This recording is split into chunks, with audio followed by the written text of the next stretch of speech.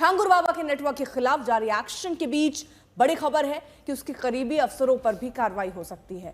सूत्रों के हवाले से खबर है कि 5 साल में बलरामपुर में तैनात रहे अफसरों की लिस्ट बनाई जा रही है और इस लिस्ट में लेखपाल, तहसीलदार से लेकर पुलिस के अफसरों को भी शामिल किया गया है, क्योंकि सवाल हो रहा है कि छांगुर बाबा ने तालाब पाट कर प्लॉटिंग कर दी, कोठी बनाने के लिए ग्राम समाज की जमीन पर कब्जा कर लिया और कोई कार्रवाई ही नहीं हुई। तो जो भी 5 साल तक यहां तैनात थे उन अफसरों पर, उन लेखपालों पर अब कार्रवाई की बात हो रही है। ये लिस्ट लंबी है क्योंकि ऐसे दो अगर कोठियां आलिशान ये बनाता है, जो कि बाद में गिराई भी गई। आपको याद होंगी वो तस्वीरें जहां पर बुलडोजर गरजता नजर आया था और ये कहा जा रहा था कि अवैध है ये। तो अब सवाल तो इसलिए खड़े होते हैं कि अवैध इतना बड़ा कब्जा कर ले और इतनी बड़ी कोठी बना ली जाए और पता ही ना चले, भनक ही ना लगे, इसीलिए बाकायदा एक लंबी लिस्ट जो है वो बनाई गई। संतोष मेरे सहयोगी जुड़ गए हैं तमाम जानकारी के साथ। क्या अपडेट है इस मामले में संतोष?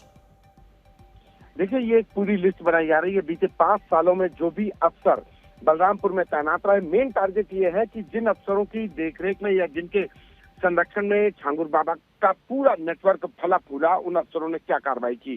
चाहे वो छांगुर बाबा के द्वारा जो जमीन कब्जा करने की बात हो या फिर उसके अवैध जो कोठी ग्राम समाज की जमीन कब्जा करके की गई, तो एक रिपोर्ट तैयार की जा रही है कि इन अफसरों ने आखिर कार्रवाई क्या की, इन्होंने अपनी जिम्मेदारियां क्यों नहीं निभाई। तो अब बारी छांगुर बाबा के गैंग के साथ साथ उनके सरपरस्त, उन पर नजरें इनायत करने वाले उन अफसरों की है, जिसमें राजस्व के जुड़े हुए लेखपाल, तहसीलदार, कानूनगो से लेकर के पुलिस के बड़े अफसर तक शामिल है।